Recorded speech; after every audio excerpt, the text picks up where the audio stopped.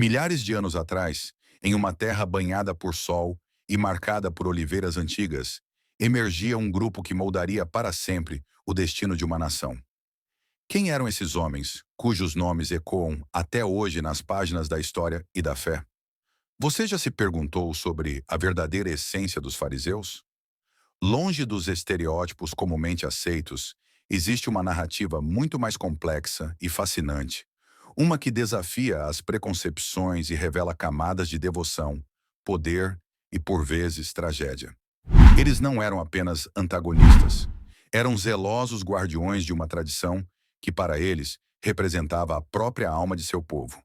Mas o que exatamente eles ensinavam e como isso os colocou em rota de colisão com a figura mais transformadora de sua época? Vamos desvendar um dos maiores mistérios bíblicos. Para compreender os fariseus, precisamos voltar no tempo, para um período de profunda turbulência e anseio por identidade. Após o exílio babilônico e a dominação grega, o povo de Israel buscava restaurar sua conexão com Deus e sua lei. Foi nesse caldeirão de esperança e opressão que os fariseus começaram a se formar, não como um movimento político ou militar, mas como um grupo de estudiosos e devotos. Seu nome, Perushim, em hebraico, significava separados, indicando sua distinção daqueles que consideravam menos comprometidos com a observância da Torá. Essa separação, no entanto, não era apenas geográfica ou social. Era, acima de tudo, espiritual e doutrinária. Eles se viam como os verdadeiros herdeiros e defensores da fé mosaica. Mas o que os separava de fato dos demais e qual era o cerne de sua doutrina? A essência do que os fariseus ensinavam residia na crença de que a lei de Moisés, a Torá escrita, era apenas uma parte da revelação divina. Eles defendiam a existência de uma lei oral, transmitida de geração em geração desde Moisés, no Monte Sinai. Essa tradição oral, segundo eles, complementava e explicava as complexidades da Torá escrita, tornando-a aplicável às situações diárias da vida. Era essa lei não escrita que eles estudavam incansavelmente, interpretavam e aplicavam com rigor. Imagine a cena. Estudiosos dedicados, debruçados sobre pergaminhos, discutindo cada vírgula, cada nuance, buscando a vontade de Deus em cada detalhe. Para eles, essa era a chave para a santidade e a proximidade com o Criador. Mas essa dedicação à lei, por mais nobre que fosse, poderia levá-los a um caminho inesperado e perigoso.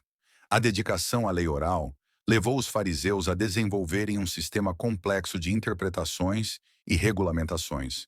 Eles buscavam cobrir todas as áreas da vida, desde a lavagem ritual das mãos, antes das refeições, até as leis sobre o sábado.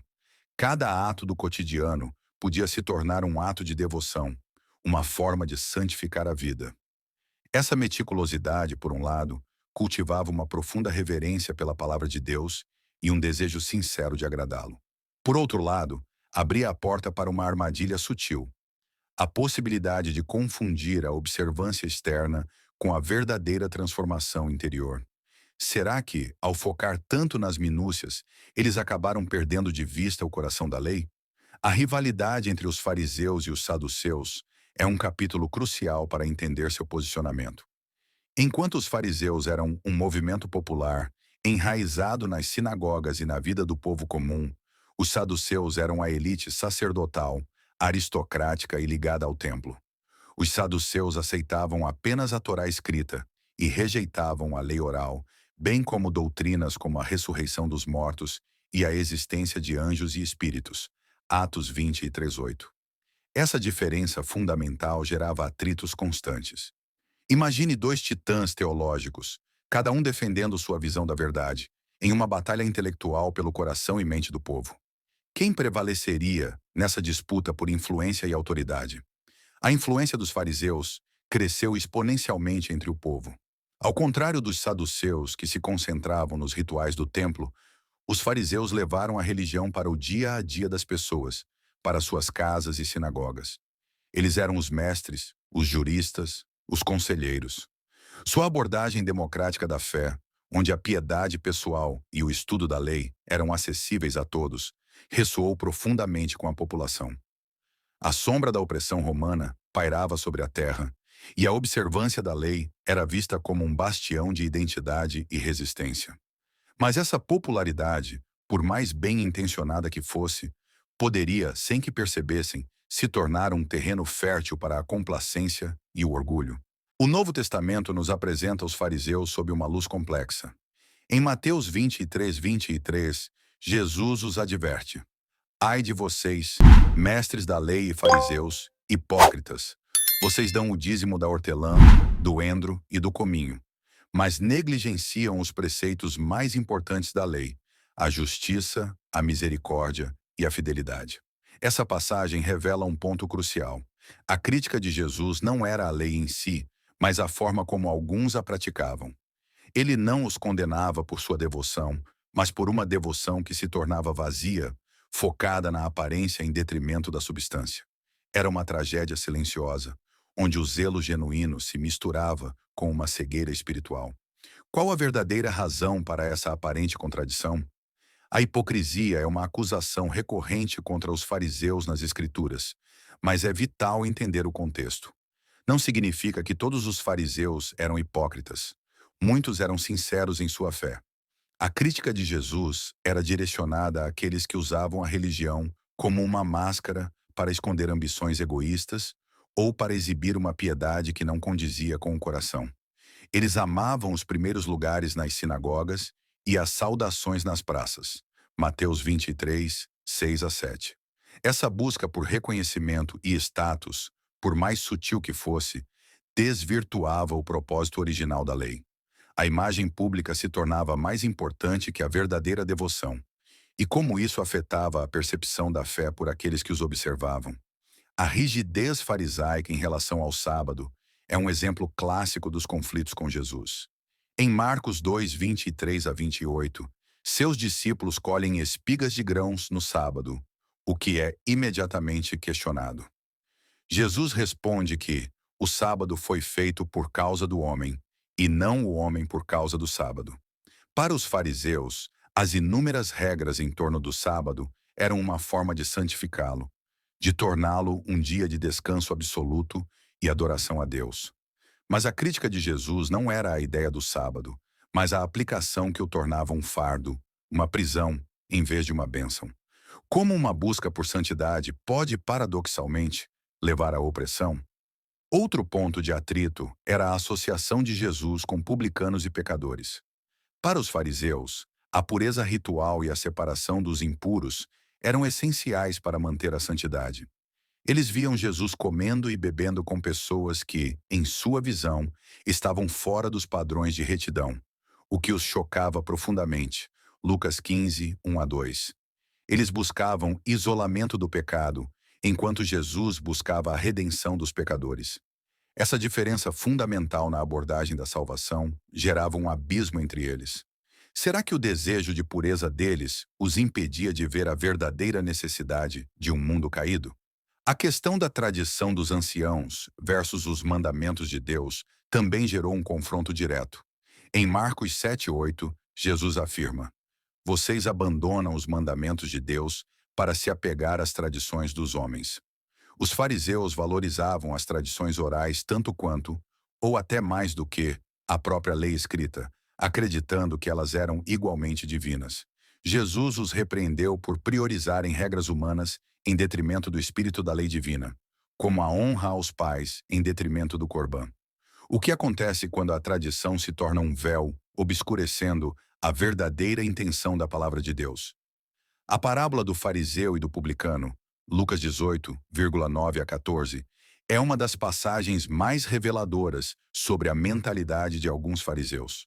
O fariseu ora, agradecendo a Deus por não ser como os outros homens, ladrões, injustos, adúlteros, nem mesmo como aquele publicano. Ele lista suas boas obras: jejuo 2 vezes por semana e dou o dízimo de tudo o que possuo.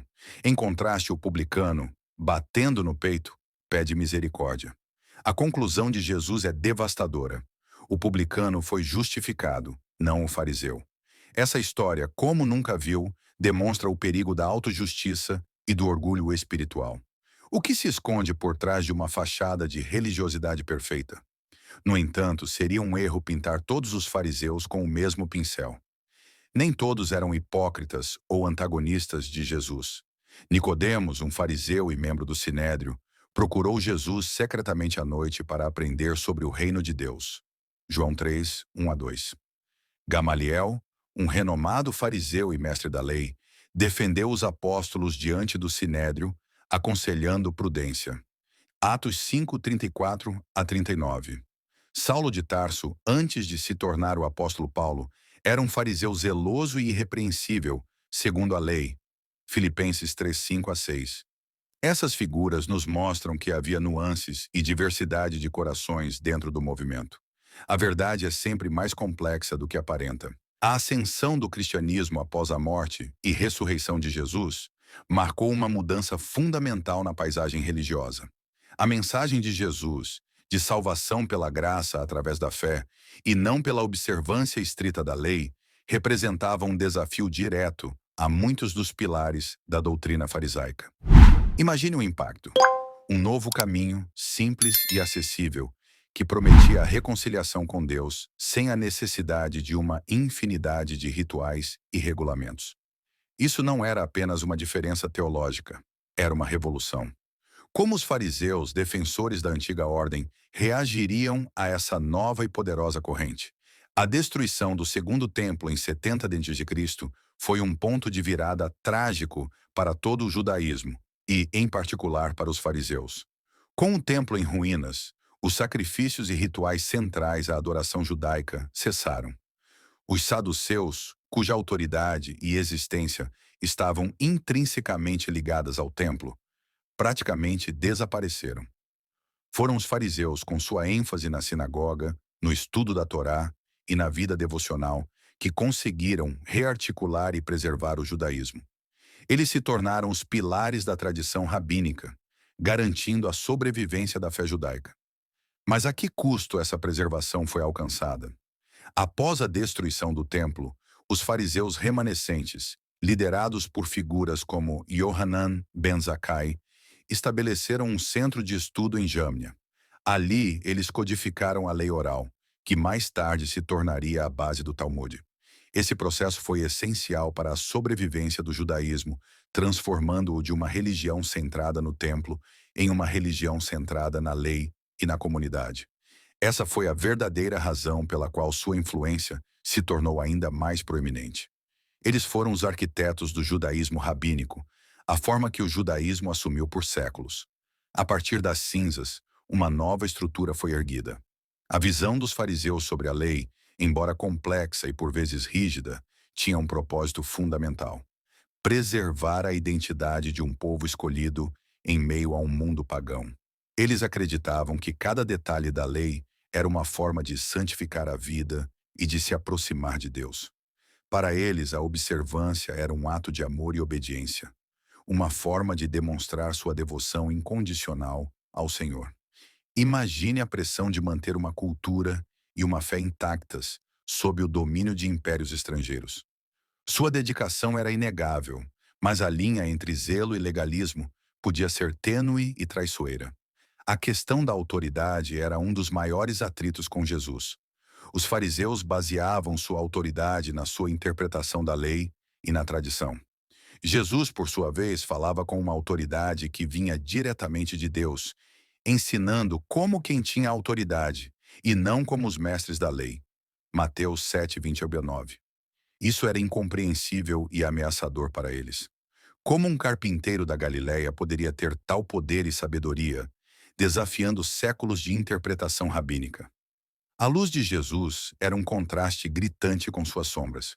Os evangelhos frequentemente retratam os fariseus como os principais oponentes de Jesus, mas essa é uma simplificação que não capta a totalidade da história.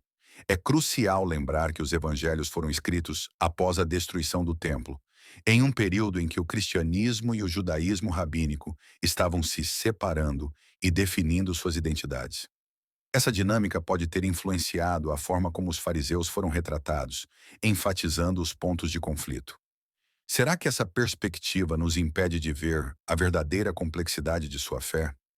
A riqueza e a variedade das discussões rabínicas que emergiram do movimento farisaico, compiladas no Talmud, demonstram a profundidade intelectual e o compromisso com o estudo da Torá.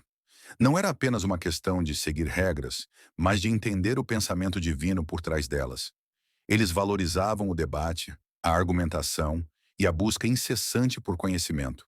Esses debates, muitas vezes acalorados, eram uma forma de honrar a Deus, buscando a verdade em cada nuance da lei. Essa herança de estudo e discussão se tornou um pilar do judaísmo. O zelo dos fariseus, muitas vezes mal interpretado, era uma força motriz poderosa. Eles viam a si mesmos como os guardiões da santidade, os defensores da aliança de Deus com Israel. Esse zelo, no entanto, por vezes os levou a cegar-se para a própria mensagem de amor e graça que Jesus encarnava. A paixão pela lei podia se transformar em uma barreira que impedia a visão do Salvador. O que acontece quando o zelo se torna um ídolo? A lição final dos fariseus é uma reflexão profunda sobre a natureza da religião e da fé. Eles nos ensinam sobre os perigos do legalismo, da autojustiça e da hipocrisia, mas também sobre a importância do estudo da palavra de Deus, do zelo pela santidade e da preservação da tradição. Eles eram um espelho que refletia tanto a grandiosidade quanto as falhas da natureza humana em sua busca por Deus.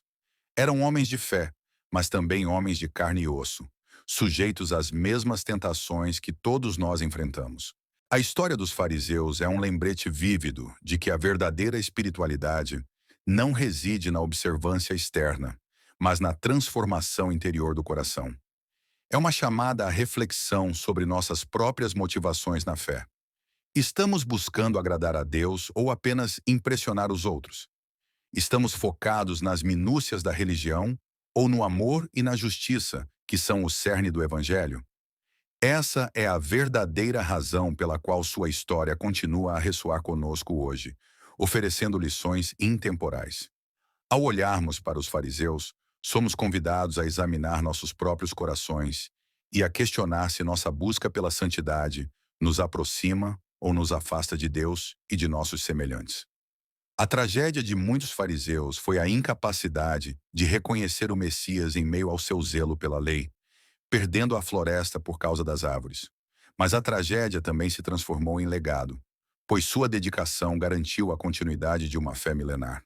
E assim, a história dos fariseus, como nunca viu, revela não apenas um grupo de homens, mas um complexo mosaico de devoção, poder, erros e uma busca sincera por Deus.